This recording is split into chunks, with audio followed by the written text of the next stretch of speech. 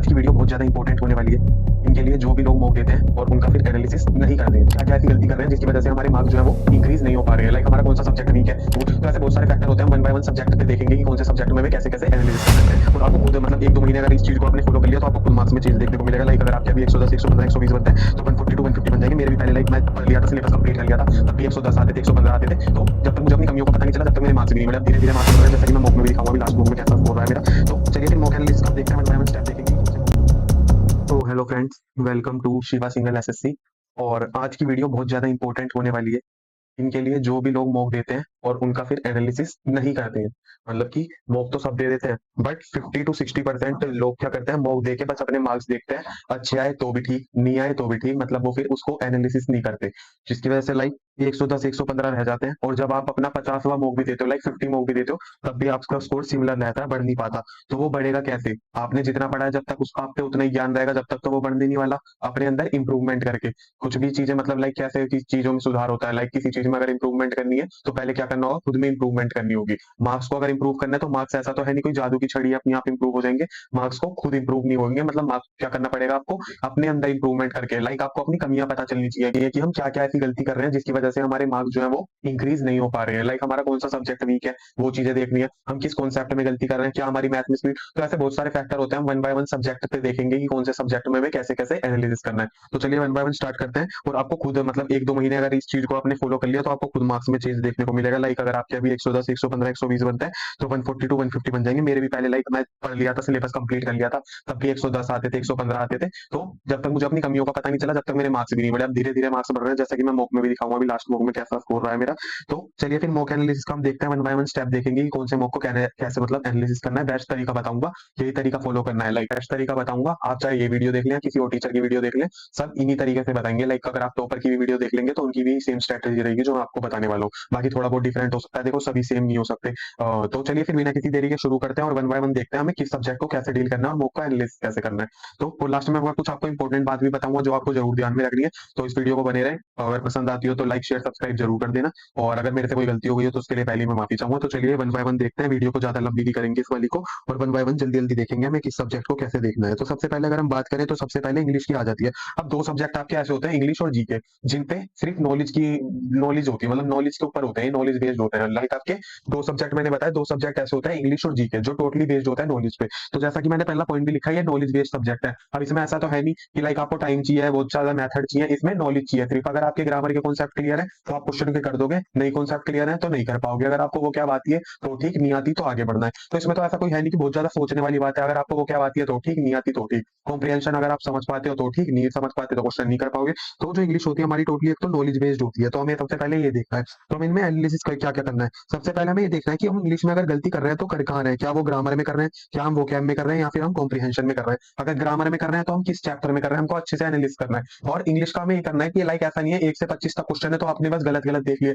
आपको 1 से लेकर 25 तक ही, चाहे आप जल्दी करो चाहे धीरे करो, आपको सारे क्वेश्चन एनालिसिस करने हैं। फर्स्ट क्वेश्चन सेकंड, अगर जल्दी भी करा है तो भी ठीक, मतलब आपने गलत करा है तो भी एनालिसिस करना है, सही करा है तो भी, और अटेम्प्ट नहीं करा तो भी एनालिसिस करना है। तो हमें एनालिसिस हर एक क्वेश्चन करना है, 100 के 100 क्वेश्चन को दोबारा देखना है। भले हमें मॉक एनालिसिस करने में 1 घंटा लगे, 1.5 घंटा लगे, 2 घंटे, हमें एनालिसिस प्रॉपर अच्छे से करना है। तो ये हमने बात कर ली कि हमें देखना है पहले कि हम ग्रामर में गलती कर रहे हैं। जैसे आप मॉक दोगे तो धीरे धीरे आपको पता चलेगा। आज एक मॉक दिया आपने, देखा मेरी ग्रामर में गलती थी, कल फिर मॉक दिया, फिर आपको पता चला ग्रामर में। तो आपको अपनी वीकनेस उस चीजों से ही पता चलेगा कि हम ग्रामर में गलती कर रहे हैं, वोकैब में। उसके बाद क्या करना है, जैसे आपको लगता है मेरी वोकैब में गलती जा रही है और आपने वो क्या ऐसी थी जो पढ़ी नहीं थी। अब लाइक पढ़ी होगी वो तो आप कर ही दोगे, लाइक ब्लैक बुक से पढ़ी है, किसी भी सोर्स से आपने पढ़ी वो तो कर ही दोगे। कोई नई वो क्या बात है तो उसके लिए हमें एक इंग्लिश की कॉपी बनानी है, या फिर आपने लाइक जैसे मैंने तो वो क्या की कॉपी बना रखी है। तो कोई भी वर्ड्स आते हैं मैं उसमें लिखता रहता हूँ, कोई नया आता है तो उसमें लिख लेता हूँ, मीडियम आता है, कोई वन वर्ड आता है, कुछ भी आता है तो मैं उस इंग्लिश की कॉपी में लिख लेता हूँ, ताकि लाइक हफ्ते भर में उसे रिवाइज कर लेता हूँ। जैसे लाइक संडे हुआ तो एक बार वो क्या की कॉपी उठा ली और उस चीज को रिवाइज कर लिया। तो हमें वो कैब की तो कॉपी इंग्लिश के लिए बना ही लेनी है, जिसमें हमें लिखनी है नई वो कैब, जो लाइक क्योंकि ऐसा तो है नहीं एसएससी एक बार पूछ के फिर नहीं बार बार पूछता रहता है। वो मॉक में जो है क्या पता आपके एक्चुअल एग्जाम में है। तो हमें जितनी भी नई वो कैब पढ़ रहे हैं उनको लिखना है, क्योंकि वो कैब अब ऐसा है कि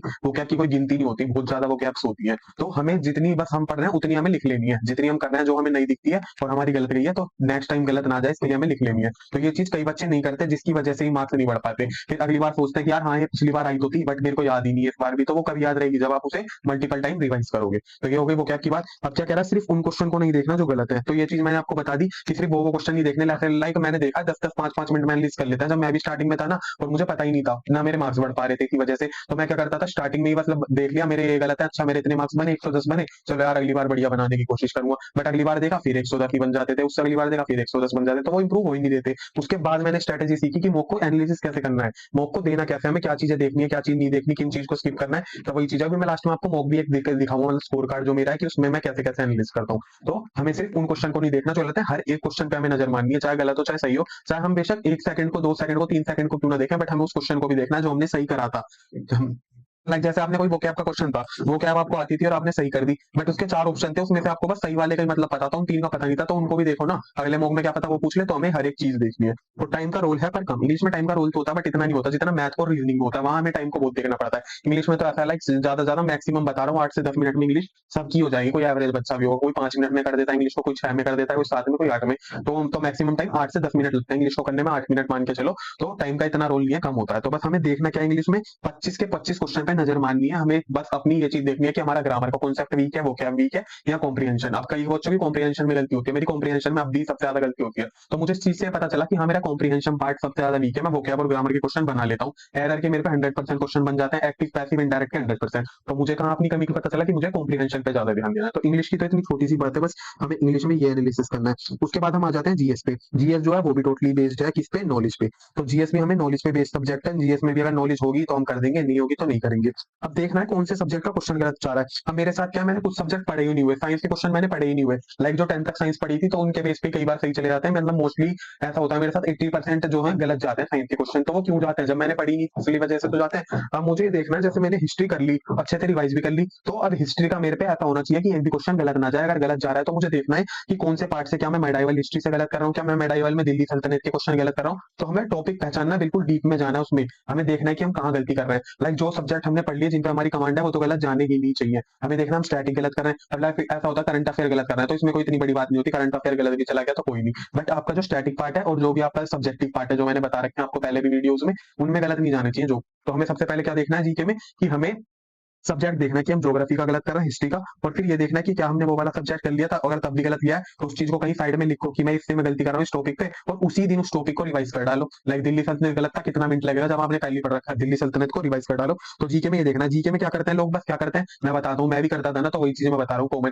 देखते हैं अच्छा ये वाला गलत नहीं था, ये ऑप्शन होना था, ठीक है बस। तो भाई ये नहीं देखना, 4 ऑप्शन देखना है लिखा क्या था और उसका एग्जैक्ट आंसर क्या है। नीचे जीके में प्रॉपर एक्सप्लेनेशन दिया होता है, तो एक्सप्लेनेशन क्यों दिया होता है आपको, देखने के लिए, आपको एनालिसिस करने के लिए तो दिया होता है, यूं थोड़ी है कि नहीं तो फिर टेक्स्ट बुक वाला एनालिसिस क्यों देंगे, या फिर कोई और बुक वाला एनालिसिस करने के लिए नीचे देंगे भी पूरी डिटेल में, तो उनको अच्छे से देखना है। उसके बाद क्या, सिर्फ एनालिसिस कर लो, नोट्स मत बनाओ। तो अब ऐसा होता है जीके में कई लोग ये सोच लेते हैं कि हमने कोई नई चीज पढ़ी तो उसका नोट्स बना ले, तो जीके में यार ऐसा होता है बस एनालिसिस कर लो, नोट वगैरह मत बनाओ, कहां तक नोट्स बनाते रहोगे, फिर तो ऐसे आपको मॉक एनालिसिस में 5-6 घंटे लग जाएंगे। तो बस हमें एक बार नजर मार लेनी है कि अच्छा ये वाला क्वेश्चन गलत था मेरा, अच्छा हर्षवर्धन का क्वेश्चन गलत था, नीचे एक्सप्लेनेशन पे नजर मार ली, अब कभी हर्षवर्धन दिखेगा तो एक बार फिर से नजर मार ली, तो ऐसे कर करके आपकी पक्की हो जाएगी, इसके नोट्स बनाने की आपको जरूरत नहीं है। गैस वर्क चेक करें ठीक था या नहीं। अब हम क्या करते हैं जीके में प्री में गैस वर्क, मतलब प्री हो चाहे मेंस हो, हम कई बार गैस वर्क ले लेते हैं, तो इससे भी हमें एनालिसिस करना है इस चीज को, जो हम गैस वर्क लेते हैं वो हमारे ठीक जा रहे हैं नहीं। जब हम 10 से 15 मार्क्स दे देंगे तो हम जीके में देखेंगे कि हाँ इस क्वेश्चन में हमने गैस करा था 50-50 की हमें लग रही थी, चांसेस की 50% सही हो सकता है 50% नहीं, तो उन चीजों को हम चेक करेंगे हमारे सही जाता है। वैसा तो है नहीं कि मतलब हमेशा अगर तुम्हारे गैस वर्क गलत ही जा रहे हैं तब भी तुम गैस लिए जा रहे हो, तो तुम्हें अपने ऊपर देखना है कि तुमने गैस वर्क लिया तो 100%, मतलब 100 to 90%, ऐसा तो है नहीं 100% ही गैस वर्क ठीक चला जाएगा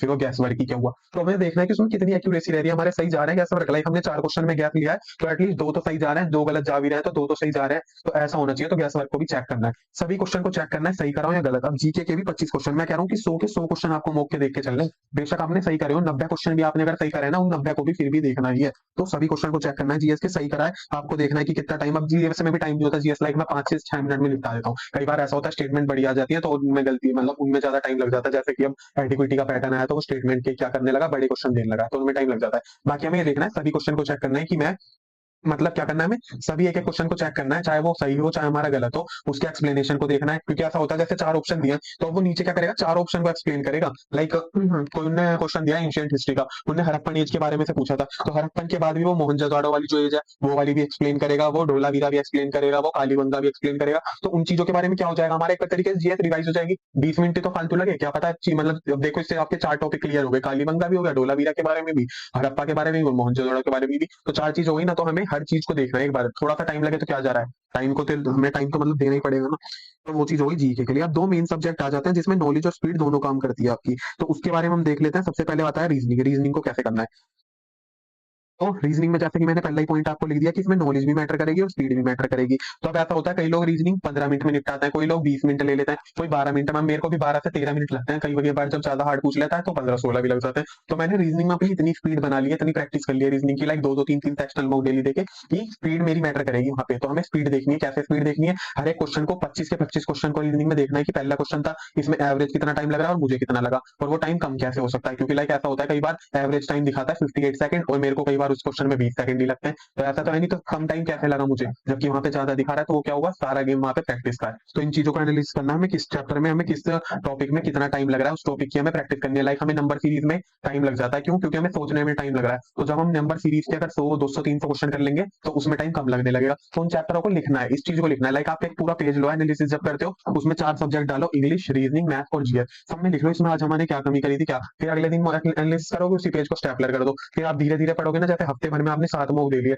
उन 7 पेज को चेक करोगे तो आपको कॉमन गलतियां सबसे ज्यादा जो हो रही है वो पता चल जाएगी क्या। तो ये चीज होती है, ऐसा नहीं है कि 4 नोटबुक वगैरह बनाओ, सब अपनी स्ट्रेटेजी बनाते हैं कि 4 नोटबुक बना लो, सबका अलग लिखो। तो ऐसा नहीं है कि जरूरी कि 4 नोटबुक बनाओगे तो ये एनालिसिस होगा। बस 2 सब्जेक्ट की, मतलब जैसा मैंने बताया, तो वोकैब की नोटबुक बना लो जिसमें वोकैब लिख सकते हो, और एक मैथ की तो 100% आपको बनानी बनानी पड़ेगी एक नोटबुक। तो मैथ की तो जरूर बनती है। उसके बाद क्या कह रहा है, चैप्टर वाइज जरूर चेक करना है कौन सा कॉन्सेप्ट वीक है। तो चैप्टर वाइज जरूर चेक करना है रीजनिंग में। लाइक तुम कोडिंग डिकोडिंग गलत कर रहे हो, तुम्हारे स्टेटमेंट वाले, क्योंकि जब तक आपको पता ही नहीं चलेगा कि मैं कहाँ गलती कर रहा हूँ तो नई चीज पढ़ोगे क्या।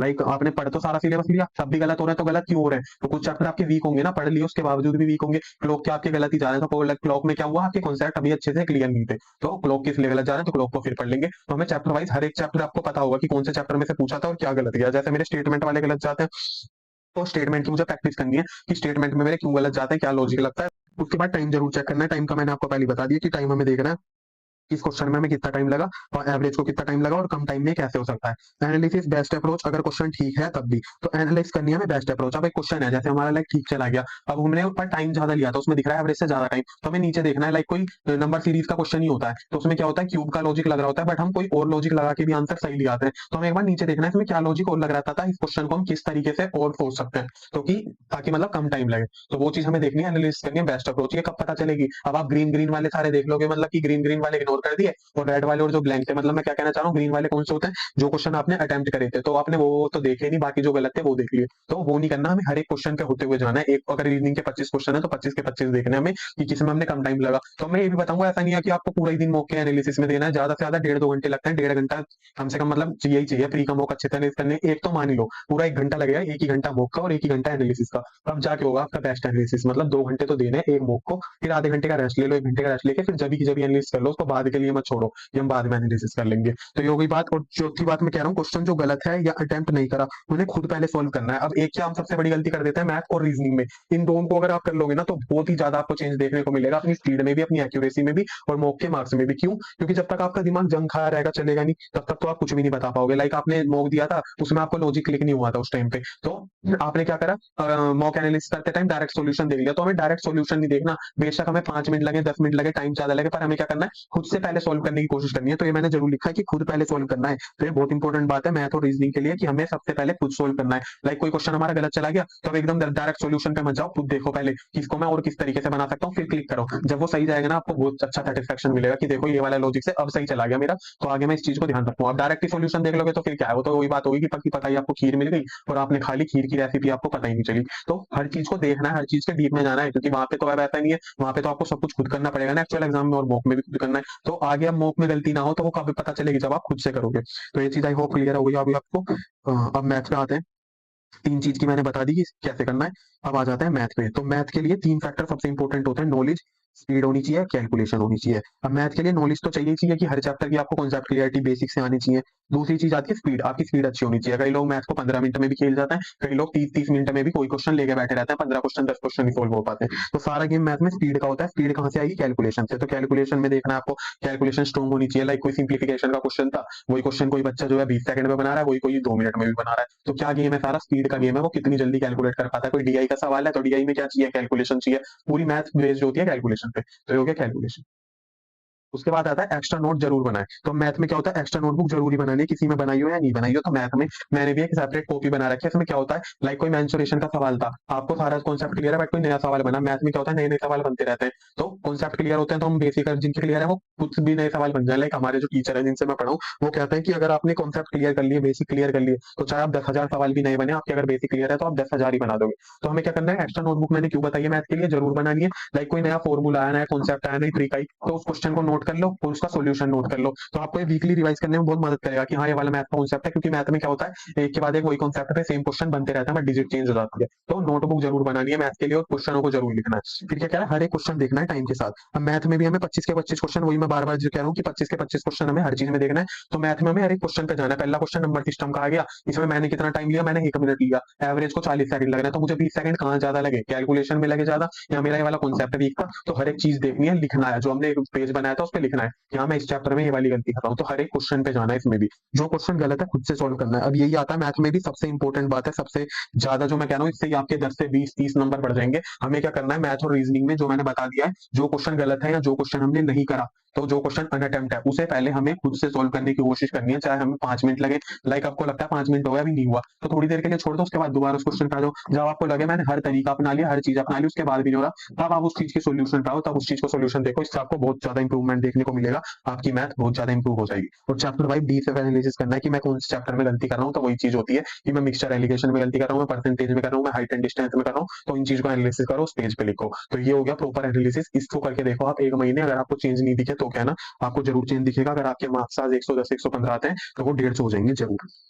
तो ये करना है। उसके बाद कुछ इंपॉर्टेंट बात आ जाती है, उसको देख लेते हैं हम कि इंपॉर्टेंट बात क्या क्या है, जो कि सबसे ज्यादा जरूरी है कि मॉक दे देते हैं बट याद नहीं रखते। अब मॉक में क्या होता है, ना तो ज्यादा खुश होना है ना ज्यादा दुखी होना है। लाइक आपने स्कोर कार्ड देखा, मेरे साथ भी ऐसी होता है। पहले मैं स्टार्टिंग में क्या करता था, पहले 2022 का टाइम था, तो वहां पे मेरे 120 नंबर बन जाते थे जब मैंने प्रैक्टिस करी थी। और उस टाइम पे 120 ही कट ऑफ जाती थी, तो मैं हवा में उड़ने लगता था कि लाइक मेरे से ज्यादा धुरंधर कोई नहीं है, मेरे 120 बनना है और इतनी कट ऑफ जा रही है। और आज के टाइम पे देख लो 150 160 कट ऑफ भी जाती है, और अब मेरे मार्क्स उतने नहीं बन पाते, तो क्या मैं डिमोटिवेट हूँ? तो वही चीज है कि अगर आप मॉक देते हो तो ना तो ज्यादा खुश होना और ना ही ज्यादा दुखी होना। अब कई बार मेरे मार्क्स 160 भी बन जाते हैं, 175 भी बने हैं मेरे मार्क्स, 170 बन जाते हैं, तो उसमें क्या मैं ज्यादा खुश हो जाऊं? बिल्कुल नॉर्मल रहना है। कई बार 110 बन जाते हैं, 100 भी बन जाते हैं, हार्ड मौका आता है, तो मैं उस टाइम पे दुखी हो जाऊं? तो दुखी नहीं रहना है, हमें न्यूट्रल रहना है। ये चीज बस बिल्कुल याद रख लो। क्योंकि अगर जब ज्यादा खुश हो जाते हैं, ओवर कॉन्फिडेंस में चले जाते हैं कि तारा भाई तो सब कर लेगा, अब चिंता नहीं है मेरे को, अब तो मेरे मॉक्स में बढ़िया आने लगे। कुछ लोग ज्यादा दुखी हो जाते हैं, भाई मेरे बस की नहीं है, मैं नहीं कर पाऊंगा। तो भाई न्यूट्रल रहो, सबसे बढ़िया है। अगर अच्छे मार्क्स आते हैं तो भी उनको हाँ ठीक है चलो आ गए, कौन सा हर मौके में आ रहे हैं, ऐसे करके कुछ अपने आप को दो। और ज्यादा कम आ गए तो उनको कोई नहीं, मेरे अच्छे भी तो आते थे। तो अपने आप को न्यूट्रल रखना है, मैं ना ज्यादा खुश होना ज्यादा दुखी होना।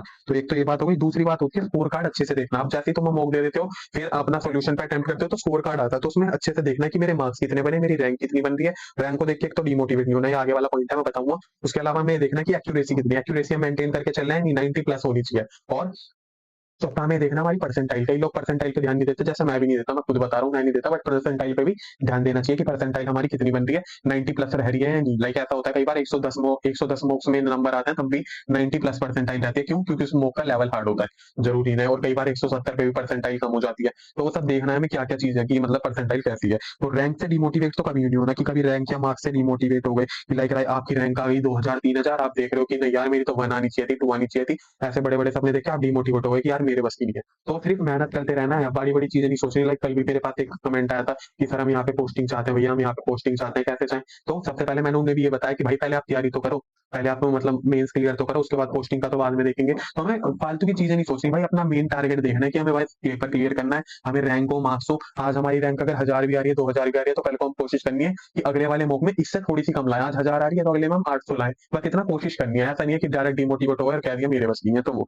Always be honest to yourself. अब ऐसा नहीं है, मॉक में क्या होता है, लाइक मैं भी सही बता रहा हूँ, मेरा एक फ्रेंड है या मैं भी हूँ, मैं इस चैनल पे मॉक डालने लगूँ और मेरे ज्यादा मार्क्स आने लगे, तो कई बार ऐसा होता है कि गलत कमेंट आने लगे, भाई कुछ चीटिंग कर रहा है क्या, कुछ फेक कर रहा है क्या। तो लोगों का काम है बोलना। देखो कुछ लोग अच्छा भी बोलेंगे, कुछ लोग बुरा भी बोलेंगे। अब ऐसा तो है नहीं हर कोई आपकी तारीफ ही कर देगा। एक अच्छा नेता भी होता है तो उसके लिए अच्छी बात भी करी जाती है, बुरी बात भी करी जाती है। तो हर चीज होती है, उन चीजों से आप अगर एकदम बोलने लगे, इम्पैक्ट पड़ने लगा, ऐसा बोल दिया, तो फिर भाई कुछ नहीं कर पाओगे। देखो लोगों का काम है कहना, अच्छा भी बोलेंगे बुरा भी। हमें क्या रहना है, हमें खुद से ऑनेस्ट रहना है, खुद को पता होना चाहिए। लाइक सही बात है, अगर लाइक मैं आज मतलब चीटिंग करके भी कर रहा हूँ, तो कल को मेरा सिलेक्शन नहीं होगा तो सबको पता ही चल जाएगा कि भाई चीटिंग करता था, इसलिए तो यहाँ पे तो हो गया, वहां पे नहीं हुआ। तो हमेशा खुद के लिए ऑनेस्ट रहना है। अगर आप आज आपके 140 आ रहे हैं तो 140 ही आ रहे हैं, 160 आ रहे हैं, ऐसा नहीं होना कि लाइक मैं ही कर रहा हूँ, आप खुद भी अपने साथ कर रहे हो कि लाइक खुद को सेटिस्फेक्शन दे रहे हो चीटिंग करके। चीटिंग किस कैसे सेंस में? लाइक आप पढ़ने लग रहे हो, मैथ का मौका आया, आपने बराबर में कॉपी रखी थी, उसमें से फॉर्मूला देख लिया, आपको याद नहीं था, फॉर्मूला देख के कॉपी बंद कर दी और सोल्व कर दिया। वो भी नहीं करना। आपको क्या करना है, मॉक दे रहे हो तो जितना आता है उतना ही करना है। किसी भी तरह की कोई भी चीटिंग नहीं करनी मॉक देते टाइम या फिर पढ़ाई करते टाइम, क्योंकि आप कितने पानी में हो ये आपको खुद को पता होगा। इस चीज का आंसर आपके खुद पे होगा।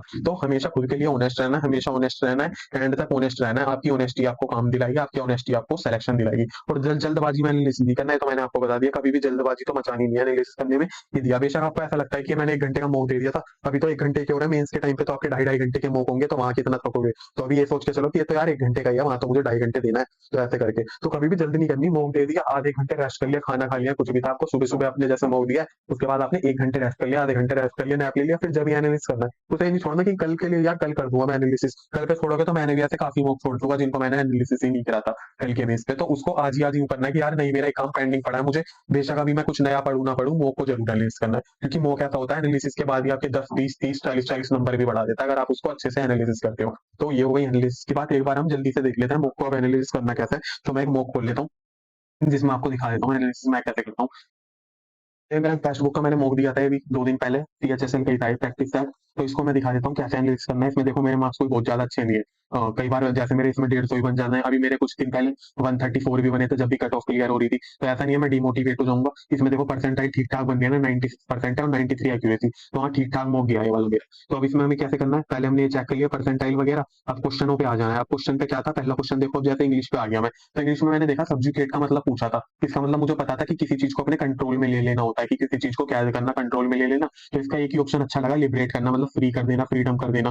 तो वो चीज तो लिबरेट हो गया। बट अब हमें 3 मीनिंग और पता है। अब इसमें मुझे मोडेस्ट का मतलब पता है, कलोनाइज का पता है, बट वैंक्विश का नहीं पता। वैंक्विश में मैं डाउट हूँ, तो वैंक्विश का मैं एक बार देखूंगा नीचे और इन दोनों के भी देखूंगा। तो मेरा क्या होगा, 2 मिनट लगेंगे ज्यादा ज्यादा, मतलब 2 मिनट भी क्या, 5 सेकंड 10 सेकंड लगेंगे। कोलोनाइज का मैंने फिर से देख लिया कि कोलोनाइज वर्ड सुटेबल नहीं है, यहाँ पे एंटोनियम कह रहा है सब्जुगेट का। तो कोलोनाइज मतलब क्या हो रहा है, ये एंटोनियम की बात कर रहा है, इसका मतलब देख लिया। मोडेस्ट का मतलब जेंटल होता है, देख लिया। अब वैंक्विश का नहीं पता, तो वैंक्विश का मतलब देख लेंगे, क्योंकि इसका मतलब क्या होता है, डिफीट करना और ओवरकम करना। तो अब आगे हमें याद रहेगा। तो ऐसे एक एक क्वेश्चन को हमें एनालिसिस करना है। सेकंड क्वेश्चन क्या कह रहा था, स्पेल्ट वाला कह रहा था, तो अब हमें स्पेल्ट देखना है। तो ये 4 स्पेलिंग दे रखी है, एक सही बतानी थी। तो इटिनरी की सही थी यहाँ पे स्पेलिंग। तो अब हमें इन 3 को यूं नहीं कहना, छोड़ देना है। अब हमें इनकी भी चेक कर लेनी है, आर्बिट्रेरी क्या होती है। तो ये आर्बिट्रेरी ये वाली स्पेलिंग चेक कर ली। कॉन्फिडेंशियल की ये होती है, इसमें ई ए दे रखा था, ई होती है, तो ये चेक कर ली। तो हमें एक एक चीज चेक करनी है इसमें, चारों चीज जल्दी से देख लिया। थर्ड क्वेश्चन पे आ जाते हैं। तो ऐसे आप करोगे तो आपका कॉन्फिडेंस भी बढ़ेगा, आपको हर चीज आने लगेगी डीप में। तो वही हमें डीप में घुसना है, बिल्कुल मौके की तह में घुसना है, हर चीज देखनी है। ये लोअर कार्ड टाइप, अब इसमें क्या आना चाहिए था, इन चारों के मीनिंग पता होने चाहिए, नहीं पता सॉल्यूशन में देखो इनके मीनिंग देख लो, कुछ नया वर्ड लगता है आपको वो क्या वाली कॉपी में लिख लो, आगे बढ़ो। अब ये वाला आपका गलत ही गया है, तो इसको थोड़ा अच्छे से टाइम देके एनालिसिस करो। क्या बोल रहा था, roads are flooded because of deep rain. तो इसमें हमने क्या गलती कर दी थी, मैंने आर फ्लडिंग लगाया था, आर फ्लडिंग लगाया था, इसमें आना था डीप रेन, तो डीप रेन की गलती करी थी। अब इसको चेक करो कि हमारा क्या में गलती हो रही है, एरर वाले क्वेश्चन में गलती हो रही है। और क्या गलती है ये देख लो, error lie in sentence for deep rain, the use of word deep is wrong. अब क्या रहा, रेन के लिए जो डीप वर्ड आता है वो कॉन्टेक्स्ट में गलत हो जाता है, डीप नहीं आता रेन के लिए। इसने फिर आगे दे दिए क्या वर्ड होते हैं, ड्रेंचिंग आ सकता है, ड्राइविंग आ सकता है, हार्ड आ सकता है। तो वो चीज देख ली हमने। तो अब हमने किसी कॉपी थी जो वो कैब वाली थी, या कोई कॉपी में मतलब साइड में लिख लिया कि रेन के साथ ये वाले वर्ड आते हैं, पर नहीं भी लिखना तो एक बार माइंड में याद कर लो। ऐसा तो है नहीं बिल्कुल ही कि एकदम भूल जाओगे। तो याद कर लो कि डीप नहीं आता, रेन के साथ हैवी आते हैं, यहाँ आते हैं heavy। तो ये हो गई इंग्लिश की बात। फिर अगर हम इंटेलिजेंस रीजनिंग पे आए तो हमने 3 क्वेश्चन नहीं करे थे। अब मैं यही बताना चाह रहा हूँ आपको क्या था, जैसे सेकंड क्वेश्चन है तो अब मेरे को ये नहीं करना डायरेक्ट सॉल्यूशन देख लेना इसका। अब मुझे क्या करना है, जैसे क्वेश्चन था तो अभी से खुद बनाने की कोशिश करना है कि यार मैंने 1 मिनट 32 सेकंड दे रखा है और एवरेज को जो है 1 मिनट 25 सेकंड लग रहा है, और उसके बाद भी मेरे पे सॉल्व नहीं हुआ। तो अब मेरे को बेशक यहाँ 5 मिनट भी लगे, वहां तो चलो आप पे टाइम बाउंड होता है कि 60 मिनट में करना होता है। अब तो आप पे टाइम बाउंड नहीं है ना, अब तो आप कितने भी मिनट में करो। तो अब सोल्व करने की से कोशिश करो कि अब कैसे मैं इसे कर सकता हूँ, क्या क्या लॉजिक लगा सकता हूँ। आपने 5 मिनट दिए 10 मिनट दिए, सारे लॉजिक लगा के देख ले, जब भी नहीं हुआ तो सोल्यूशन कहना है कि कैसे हुआ था। तो अभी मैं ये अटेम्प्ट नहीं कर रहा क्योंकि मैंने एनालिसिस नहीं करा, मैं भी देखूंगा। तो ये बात हो गई, देखो 3 ही क्वेश्चन गलत थे, बट हमें क्वेश्चन सारे चेक करना है। जैसे 1 मिनट इसमें क्या था, फर्स्ट क्वेश्चन में देखो एवरेज को 34 मिनट लगे थे, मेरे को 34 सेकंड सॉरी, और मुझे 28 सेकंड लगे। तो अब आगे बढ़ जाना है डायरेक्ट कि हाँ ये मैंने सही करा, मेरे को कम टाइम लगा। तो ये होता है। तो ऐसी पॉइंट को हमें करना है कि जो क्वेश्चन गलत है उन्हें भी देखना है, जो क्वेश्चन सही है उन्हें भी देखना है। जैसे पहला क्वेश्चन, अब देखो एवरेज को 43 लग रहा है, मुझे डबल टाइम लगा एक तरीके से, 1 मिनट और 45 सेकंड क्यों लगा है, मेरी कैलकुलेशन गलत हुई है, मेरी स्पीड में मतलब थोड़ी कमी रही होगी। कि पेरीमीटर ऑफ स्क्वायर पूछा था, उसके बाद एरिया ज्वाइन नहीं करने वाला, तो मैंने थोड़ा समझने में कमी कर दी क्वेश्चन को। इसमें क्या था, स्क्वायर के अंदर एक और स्क्वायर बना रहा था, मेरे को दो करके और उसका एरिया पूछा था। तो थोड़ी स्पीड में बढ़ानी है, तो स्पीड बनाने की कोशिश करेंगे। एक बार फिर से क्वेश्चन को सोल्व करेंगे और स्पीड बढ़ा के देखेंगे ऑन लगाते। तो स्पीड बढ़ानी है, मैं हमें कहाँ कमी आई, क्वेश्चन करना चला स्पीड में। दूसरे क्वेश्चन का देखो एवरेज सोच सकते हैं, इसमें भी मुझे ज़्यादा टाइम लगा, इसमें भी क्या कमी थी मेरी स्पीड की, तो मैथ्स में क्या कमी आ रही पता लग रहा है ना स्पीड की, तो ऐसा एनालाइज करना है क्वेश्चन को। थर्ड क्वेश्चन पे आप देखो अटेम्प्टेड ही है, तो हमें इसे खुद अटेम्प्ट करना है, ना कि डायरेक्ट सॉल्यूशन देखना है। और ऐसी जनरल अवेयरनेस की बात करते हैं, तो यही था आज की वीडियो में। बाकी वीडियो अच्छी लगी तो लाइक शेयर सब्सक्राइब जरूर कर देना चैनल को, और कुछ और चीज़ पे वीडियो चाहिए हो तो जरूर बताना, बाकी मेरे से कोई गलती हो गई हो तो उसके लिए मैं माफी चाहूंगा। और टेलीग्राम ग्रुप आप मुझे ज्वाइन कर सकते हो, लाइक किसी के डाउट आते हैं तो कोशिश करता हूँ पर्सनली डीएम कर सकूँ उन्हें टेलीग्राम पे, उनके डाउट सोल्व कर सकूँ। बाकी मैं भी आपकी तरह प्रैक्टिस कर रहा हूँ, मैं भी आपकी तरह तैयारी कर रहा हूँ। जैसा कि कई लोग पूछते हैं भाई आपने क्या क्या कर लिया, आप सेलेक्टेड हो या नहीं हो, तो उसके वीडियो के मैं जवाब पहले ही मैं बहुत वीडियोस में दे चुका हूँ कि लाइक मेरे एग्जाम कौन कौन से क्लियर हुआ है, मैंने तब बता दिया। और 2026 ही जैसे आपका टारगेट है मेरा भी है, तो मैं कोई ऐसा नहीं हूँ बहुत बड़ा मास्टर हूँ, मैं तो खुद कहता हूँ कि मैं आपकी तरह ही हूँ, बस हम किस लिए आए हैं, एक दूसरे की हेल्प करने के लिए। आप कुछ चीजें जो मुझे नहीं आती मुझे बताओ, मैं कुछ चीज आपको इस चैनल के थ्रू बता सकूँ, तो इतना ही हमारा मोटिव है। तो मिलते हैं फिर नेक्स्ट वीडियो में। Thank you, bye bye, take care. I hope आपको वीडियो अच्छी लगी।